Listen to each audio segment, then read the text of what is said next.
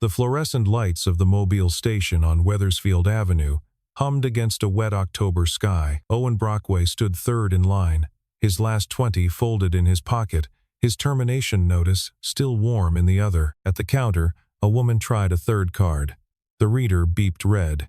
She had a dead phone, a phone charger, a bottle of water, and a voice that was working too hard to stay steady. "Ma'am, I'm sorry." Owen stepped forward and laid the 20 on the counter for her things. "Keep the change, please." He left before she could thank him. If you believe small choices can change lives, stay with us. What happens to Owen next will surprise you. The drive from the warehouse to East Hartford took 22 minutes.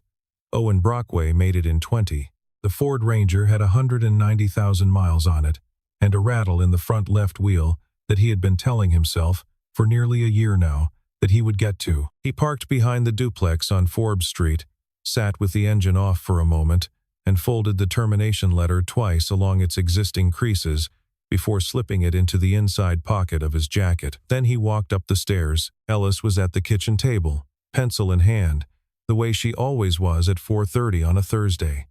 8 years old, blonde like her mother, brow furrowed at a worksheet of 2-digit subtraction. "Hi, Daddy." "Hi, Peanut.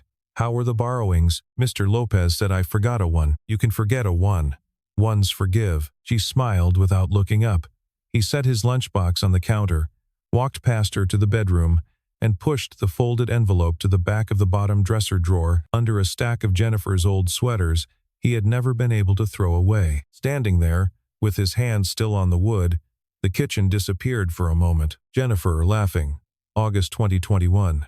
A pan of brown butter on the stove, her hair tied up with the elastic from a bunch of celery. She was telling him he was useless in a kitchen. He was telling her she was beautiful. Then the recovery room at Hartford Hospital, 10 months later. The way the monitors had sounded. The way the resident had stopped talking mid-sentence when the numbers shifted. Then the mirror on the morning of the funeral. The promise he had made to no one but himself. "I will stay home. I will be there." Then Ellis, 5 years old, hand in his, walking through the doors of Pitkin Elementary on her first day of kindergarten. He had cried in the truck after.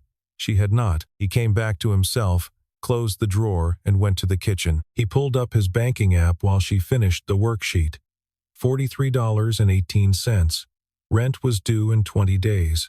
His severance, such as it was, would clear in 7 business days. The math, when he ran it without flinching, was tight but not yet impossible. "Daddy?" "Yeah. Can we have pancakes tomorrow?" He opened the refrigerator. Half a carton of eggs, a bottle of milk with 2 inches in the bottom, a jar of strawberry jam from her grandmother in Vermont. "We can have pancakes tomorrow." She put down her pencil. Okay. They ate spaghetti for dinner from a box he had bought 3 weeks earlier. They watched 20 minutes of a nature show about octopuses. She brushed her teeth without being asked, and let him braid her hair the wrong way before bed, the way she always let him. Because, she said, his way made her look brave. After she was asleep, he turned off the kitchen light, lay down on the sofa in his clothes, and stared at the ceiling. He kept thinking about the woman at the gas station counter, not what she had said, not what she had been buying, the way her voice had tried not to break. He knew that sound. He had it himself 3 years ago, in a kitchen that no longer existed, on a morning when he had told a 5-year-old that her mother was not coming home. Some things you learn to recognize. They never quite left. On the Monday after the gas station, Hadley Crane went back to the Mobile on Wethersfield Avenue. She had not slept well that weekend. She had told herself she was sleeping on the company, the audit committee, the 7 phone calls she had not returned. She knew, somewhere honest, that this was not the whole truth. She asked for the security footage.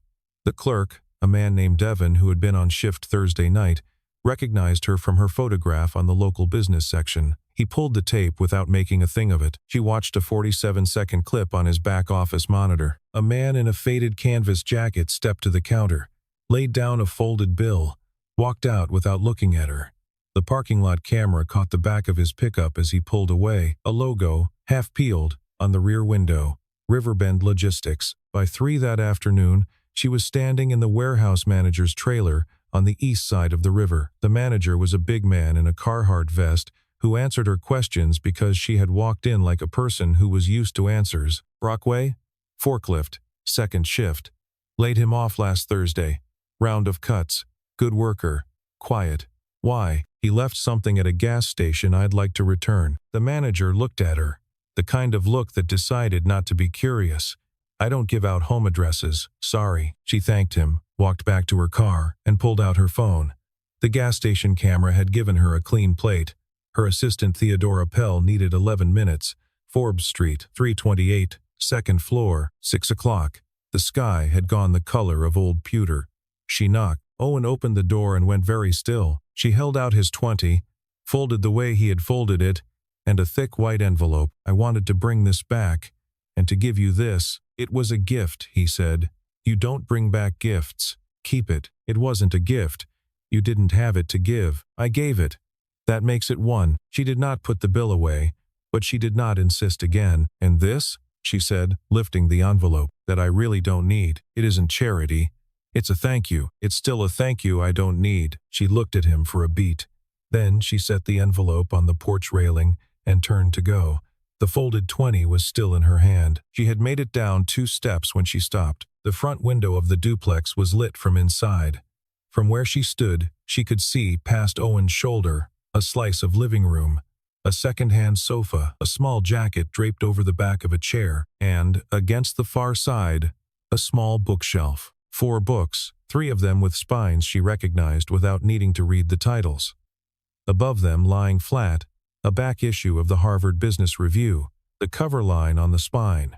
Trust, base defense structures for legacy pension pools, author's name in white type, Owen Brockway. She stood there for exactly 3 seconds. She did not let her face change. She walked back up the steps and knocked again. He opened. I forgot to thank you. She held his eyes for a single steady moment. Something behind hers had moved, and was no longer where it had been a minute earlier, and Owen, who was not stupid, noticed. She went down the steps a second time and got into the Range Rover. When her taillights had reached the corner, Owen picked up the envelope. Inside, no cash. A heavy cardstock business card, embossed. Hadley Crane, Chief Executive Officer. Crane and Sterling Financial. On the back, in small, careful handwriting. When you're ready, he took the card inside, sat down at the kitchen table, and opened his laptop. He typed Crane Sterling Hartford. The first result was an obituary, 6 months old. Theodore Crane, 68. Sudden cardiac event. Owen read it once. Then he closed the laptop and sat in the dark for a long time. She did not call him for 3 days. He thought about her almost continuously and told himself he was not thinking about her. On Thursday, his phone rang at 10 in the morning. He was loading pallets at a different warehouse, a one-day temp gig his old supervisor had thrown his way out of pity. He stepped behind the loading dock to take it. Story and Soil Coffee. Pratt Street. 3 o'clock. If you don't come, I won't ask again. He came. She was already there when he walked in, sitting at a small table by the window. Gray wool coat, no jewelry. She had taken off her watch and set it face down on the table next to her cup, which he understood without being told. He sat across from her. The waitress came. He ordered black coffee. He took the cup with chapped hands. Hadley did not waste a minute on warm-ups. Vale Capital Partners has been pushing my board for 4 months now to spin off our legacy retirement portfolio. $1.8 billion in assets under management, approximately 11,000 Connecticut public sector retirees, most of them teachers and corrections officers and state lab technicians. They want it broken up and sold to 3 different secondary buyers. Their public argument is shareholder value. Their actual argument is that the portfolio structure has a vulnerability they think they can lever open. What vulnerability? An audit trigger pathway. Specifically, the kind documented in a paper published in 2018. Harvard Business Review. She did not break eye contact when she said it. He drank his coffee. I need someone who understands the defense structure to the level of detail at which it was originally designed. I have lawyers. I have my own analysts. None of them know it the way the person who wrote it does. And if I'm not that person anymore, then I'm offering you 3 weeks of consulting. $50,000. Your name on no document, no filing, no public release. Non-disclosure on both sides. After 3 weeks, whether or not it works, you walk. He looked out the window. A bus hissed past on Pratt Street. I drive a forklift, Miss Crane. 7 in the morning to 3 in the afternoon. I'm home before my daughter gets off the bus. I do that for a reason. I'm not that person anymore. I'm not coming back." She did not plead. She did not lean forward. She slid her coffee toward the middle of the table, stood up, and pulled on her coat. "I didn't come to you because you're Owen Brockway, formerly of Linder and Halloran. I came because of the man at the gas station. If those are two different people, I apologize for the confusion." She put a 20 on the table. He noticed she had to dig for it. She caught him noticing. 2 Tuesdays ago I lost a credit card at LaGuardia. The bank froze every personal account I have, pending verification. I don't usually carry cash. I don't usually need to." She walked out. He sat there for 10 minutes. When the waitress came back, he paid for both coffees with a 5 and a small handful of quarters and dimes, the way a man pays when he is counting. He drove home and did not say a word for the rest of the afternoon. Ellis, over a dinner of grilled cheese and tomato soup, asked him if he was sad. He said, "No, Peanut, I'm thinking." She said, "Same thing sometimes." He looked at her for a long moment and almost said something and then did not. That night he read Ellis the chapter where Charlotte explains, with the patience of a spider for a small pig who is afraid, that everything dies, but some things stay. He had not realized, before he became a father, how much of the children's literature he would end up reading aloud would be about dying. He had not realized, before Jennifer, how often he would be grateful that someone else had already written the words. Ellis fell asleep with her head against his shoulder and the book open on his lap. He carried her to her bed, tucked her in, kissed her forehead, and went back out to the living room. He sat at the kitchen table for a long time without doing anything. Then, he opened the laptop. He typed Vale Capital Crane Sterling. He spent 20 minutes reading. The shape of the attack came up the way a face comes up in dim water slowly, then all at once. Public filings designed to look like minority shareholder concerns. A coordinated push on the audit committee. 3 independent letters from concerned institutional investors within a 6-week window, calculated to trigger a mandatory review of the portfolio's risk classification. Once the review was opened, the cover would be there to argue for divestiture under fiduciary stress. It was the playbook. His playbook, almost, the playbook he had warned about, in a paper he had written 6 months before Jennifer got sick. The paper he had written because he had seen the technique used once, in 2016, against a smaller pension fund in Pennsylvania. He had written it because that fund had lost. He had written it because 800 retired steelworkers had lost their supplemental medical coverage within a year of the divestiture, and one of them had been his father's old union brother, and his father had called him about it. He sat at the window for a long time after he closed the laptop. He did the math. $1.8 billion in assets, 11,000 retirees. Average age 68. Average annual supplemental medical draw, $4,200. If the portfolio was split and sold under the structure Vale was proposing, the secondary buyers would not be obligated to maintain the medical rider within 9 months, maybe sooner. 11,000 people would learn that the coverage they had been promised was gone. He had done a version of this math hundreds of times in his old life. The numbers used to be abstract. They were not abstract anymore. He waited until 7 the next morning. He called the number on the back of her card. She picked up on the second ring. "I'll listen," he said. "I'm not promising anything yet, but I'll listen." There was a small breath on the other end. Not quite relief. Something steadier. "Thank you," she said. "Saturday morning. I'll send you the address." She hung up. He went to the bedroom, opened the top drawer of his dresser, and took out a small wooden box he had not opened in 3 years. Inside was a watch, gold, thin, a Patek Philippe Calatrava that Jennifer had given him on the morning he made director. He held it in his palm for 2 seconds. He did not put it on. He put it back in the box and closed the lid. Then he made Ellis pancakes. She asked him if he was going to work today. He said, "A different kind of work. Just for a few weeks." She asked, "Is it a good kind?" He said, "I think it might be." The 4th floor of the Crane and Sterling building, on the corner of Asylum and Main, had a small conference room with no name on the door. There was a number on the keypad, and you had to know the number, and very few people did. On Saturday morning at 7, Owen walked into that room for the first time in 3 years and 4 months.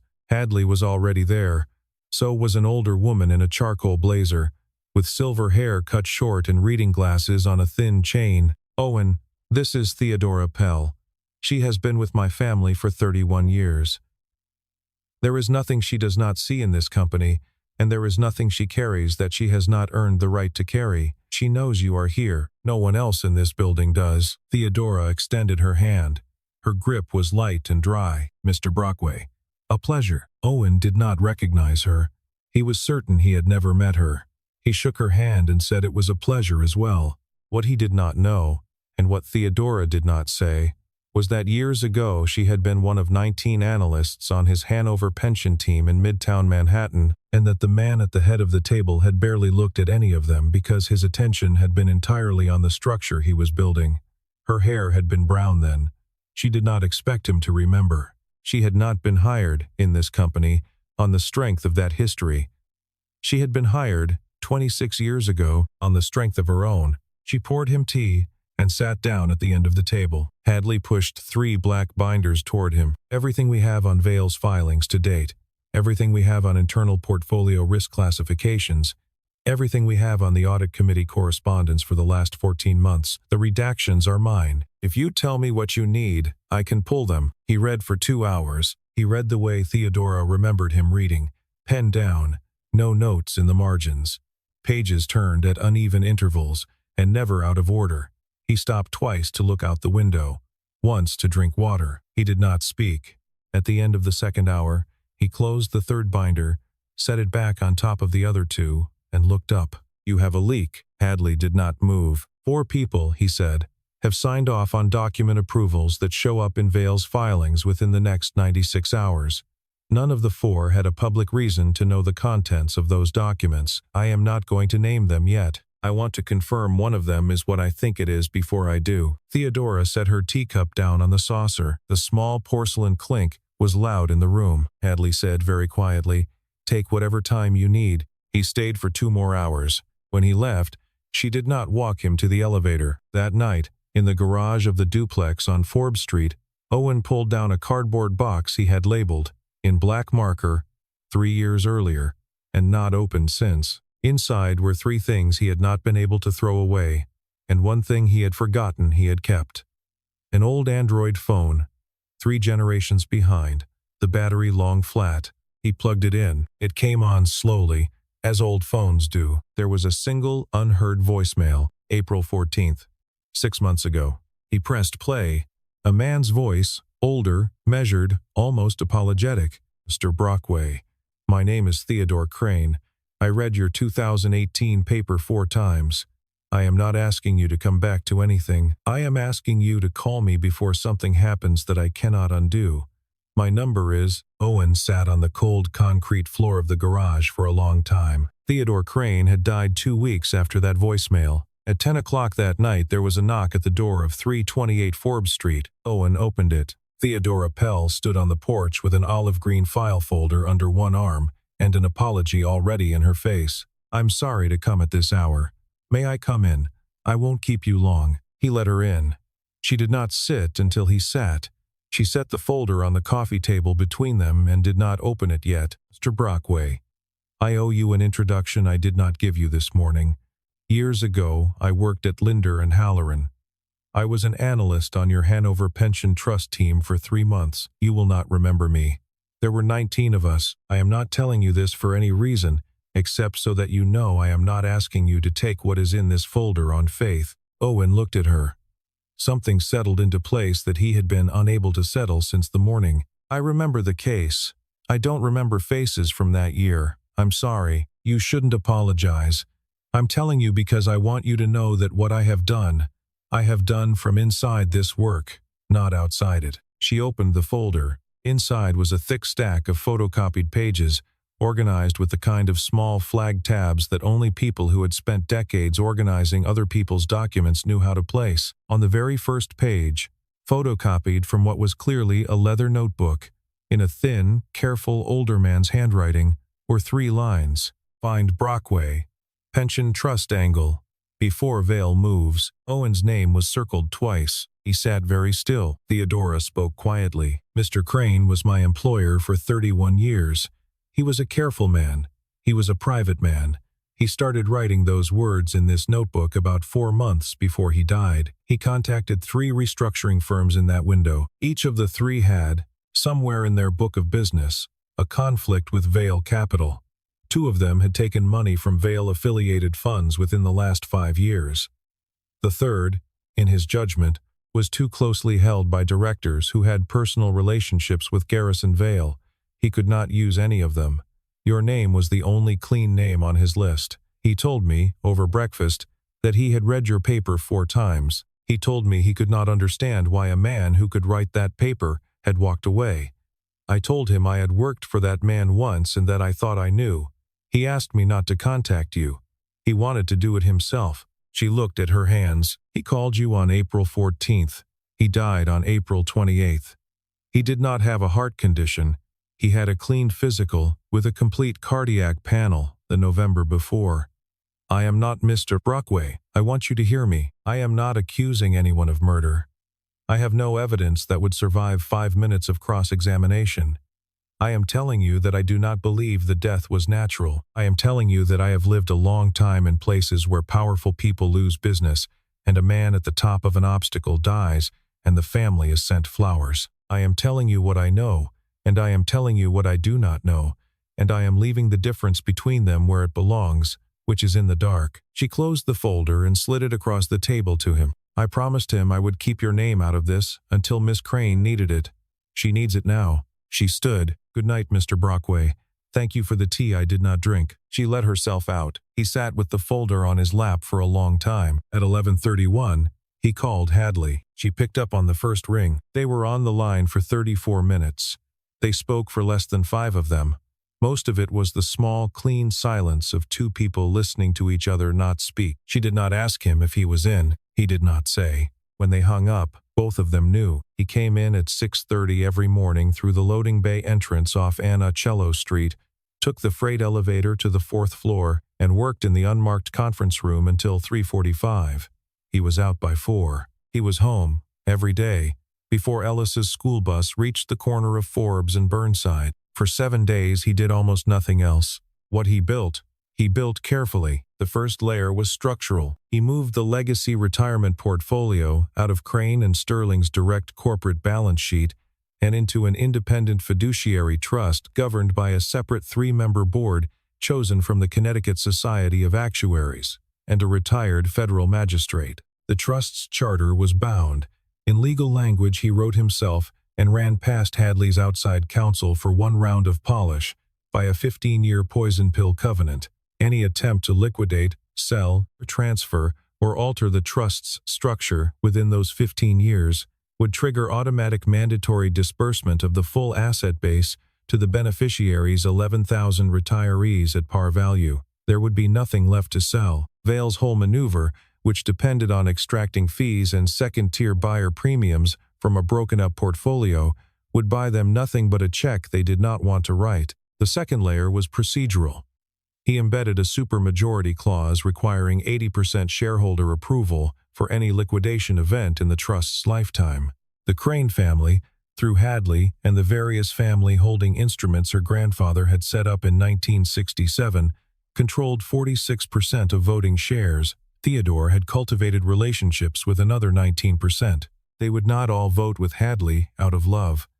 They would vote with her in this question, because the 80% threshold made any other outcome a personal liability. The third layer was a tripwire. He drafted a fiduciary breach trigger that would activate automatically if any member of the C-suite or board signed off on a document materially related to spin-off, sale, and/or restructuring of the legacy retirement portfolio without unanimous board consent. The trigger fired a clause that personally indemnified the company against the actor's signature, removed them for cause, and stripped them of severance and unexercised options. He built it for Lawrence Madsen. On the 4th day, Theodora gave him the email server logs, 7 outbound attachments over 5 months, from the COO's machine to a Gmail address that 2 layers of LLC obscured into a beneficial owner registered with the Delaware Division of Corporations. The beneficial owner, when you traced the chain back, was a wholly owned subsidiary of Vail Capital Partners. The 7th attachment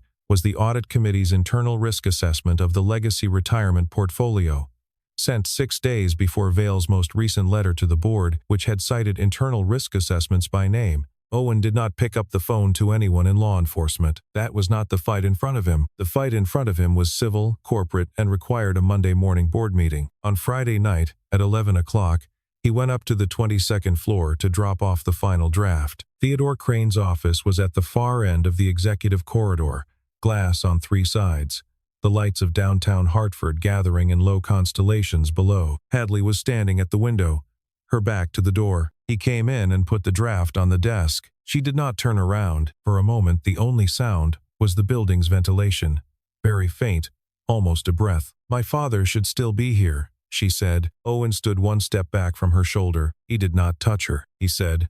"He tried. That's why I'm standing here." She did not answer. After a while, she said, "Go home to your daughter." He went home to his daughter. Friday at midnight, his phone buzzed. A text from Hadley. "I need your signature on 3 documents with a notary present. The notary works Saturdays. I can come by you." 7:30? He wrote back, "Fine." He did not sleep well. At 7:25 on Saturday morning, he was already in the kitchen, in old jeans and a worn flannel, the griddle warming, a yellow mixing bowl beside the stove. He had not bothered to think about whether this was, technically, his weekend with Ellis. He had been with her every weekend for 3 years. She came down at 7:28 in the bear print pajamas she had begged for at Target 2 birthdays ago. She stopped at the bottom of the stairs, looked up. "Daddy, there's a car outside." "I know, Peanut. It's a work thing. A nice work thing." The doorbell rang. Ellis got there first. She opened the door, looked up at the woman on the porch, and tilted her head. "You're the lady from the gas station, right?" Hadley, who had not been prepared for this, stood very still. "Daddy told me," Ellis said helpfully. "Mostly the part where you needed a phone charger." "That's the right lady," Hadley said. "You should come in," Ellis said. "We're having pancakes." Hadley came in. The notary, a tired-looking man with a briefcase, arrived 7 minutes later, stamped 3 signatures, accepted a cup of coffee at the table, and left. He had been in the apartment for 9 minutes. After he was gone, no one moved. Owen set down a plate of pancakes in front of Ellis. He set down a plate in front of the chair across from her, which Hadley was sitting in. He sat down with his own plate. "Do you like syrup?" Ellis asked Hadley. "I like syrup. On top? Or in a little bowl on the side?" "On top." Ellis nodded gravely, like a person whose suspicions had been confirmed. "That's the right way." She told Hadley about Buttons. Buttons was the rabbit in her classroom. Buttons had a white spot over one eye and a brown spot over the other. Buttons did not like Liam Kerrigan because Liam Kerrigan had once tried to pick Buttons up by the ears, which everyone knew you were not allowed to do. Hadley listened to all of it. When Owen set down his coffee cup, he set it down half a second slower than he had set down the cup before, and Hadley, who was looking at him exactly then, saw it and did not say anything. They ate for 40 minutes. No one said the word Vale. No one said the word Madsen. No one said the word board. Outside the kitchen window, the October sun moved over the brick wall of the building next door, in the small, precise way Saturday morning sun moves when nothing is wrong. At 9:15, Hadley said she needed to go. Ellis walked her to the door, because Ellis had decided that this was the kind of guest you walked to the door. When the Range Rover had pulled away, Ellis turned to Owen. "Is she coming back tomorrow?" He knelt down in front of her, so they were eye to eye. "I don't know, Peanut. I hope so." She thought about it. "Me too," she said. Then, she ran upstairs to brush her teeth. The Crane and Sterling board met on the 22nd floor at 10 o'clock on Monday morning, in a long room with 11 chairs, and a single oil portrait of Theodore Crane's grandfather on the wall behind the head of the table. 11 seats, 9 board members, 2 non-voting attendees.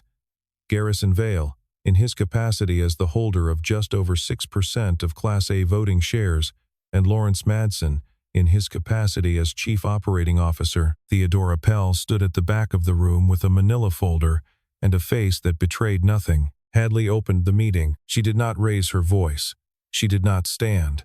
She read a short prepared statement, 2 paragraphs, into the minutes. The legacy retirement portfolio, as of Friday at 5:36 in the evening, had been transferred, in its entirety and by valid corporate action under the bylaws of Crane and Sterling Financial, into an independent fiduciary trust governed by a separate 3-member board. The The structure had been formally registered with the Connecticut Department of Banking at 7:06 on Monday morning. The transfer was lawful. It could not be reversed within 60 days, and beyond 60 days could only be reversed by an 80% supermajority of Crane and Sterling Class A shareholders. There was a silence. Garrison Vale stood up. He was a tall man with an evenly tanned face, and he had been preparing, Owen would learn later, 4 versions of the speech he had planned to give on the topic of long-term shareholder value. He got 2 words out. This board. A side door at the back of the room opened. Owen Brockway walked in. He was in a charcoal suit Hadley had pressed for him without telling him, and a plain cotton shirt he had ironed himself at 6 that morning. He carried a single folder. He stopped at the corner of the table closest to the door. Hadley did not look at him. She said, "For the record, I would like to introduce the architect of the trust structure I just described to you, Mr. Owen Brockway, formerly Director of Corporate Restructuring at Linder & Halloran Advisory, New York, author of the 2018 Harvard Business Review paper on trust-based defense structures for legacy pension pools." Vale's face did not move. Owen opened the folder. He took out a printed copy of the paper. He laid it gently on the table. "I wrote the paper your strategy is based on, Mr. Vale. I also wrote the defense. Today is the first day I have seen both of them in the same room again." Vale sat down. Hadley nodded once to Theodora. Theodora walked the length of the room and placed her manila folder in front of Lawrence Madsen. He opened it. He read for 9 seconds. Hadley said, very quietly, "You have 2 hours to clear your office, Mr. Madsen. The disciplinary committee will reach you by the end of the week. You will sign no documents on behalf of this company before then. Security is outside." Madsen stood up. He did not speak. He left the room with his shoulders very straight and his face very white. Vale, looking at no one, said, "I'd like to formally withdraw the offer we extended on the 11th, Hadley said. "The minutes will reflect that." The board adjourned at 10:36. It had taken 36 minutes. 3 weeks after the gas station on Wethersfield Avenue, on a Tuesday morning in late October, Hadley Crane walked Owen Brockway down the executive corridor of the 22nd floor. She stopped at the last door. It was an office that had not been occupied since April 28th. She opened the door. She held out a small ring of keys. "Chief Restructuring Officer, Co-Chief Executive Officer of Crane and Sterling Financial. The board approved your appointment this morning, unanimously, including the 2 members who, 6 months ago, were leaning toward Vale, including the one who voted against my appointment last spring." He took the keys. She said, "This is not for the $20. He said, "I know. It's for the fact that you gave it to a stranger on a day when, mathematically, you did not have it to give." He went into the office. He did not sit at the desk. He walked the perimeter of the room first, the way a person walks a room they expect to be in for a long time.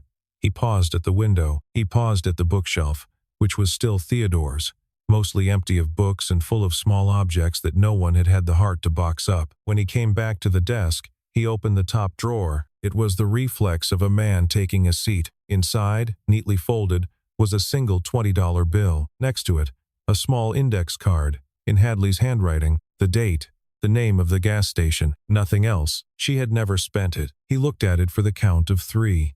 He did not pick it up. He closed the drawer. He did not say anything. She, watching him from the doorway, did not say anything either. That afternoon, at 3:50, Ellis Brockway came through the lobby doors of the Crane and Sterling building in a red puffer coat, holding the hand of Theodora Pell, who had picked her up from Pitkin Elementary because Hadley had asked her to, and because Theodora liked walking children to the doors of important places. Hadley was waiting in the lobby. She knelt down so that they were eye to eye. "He, Ellis. Hi."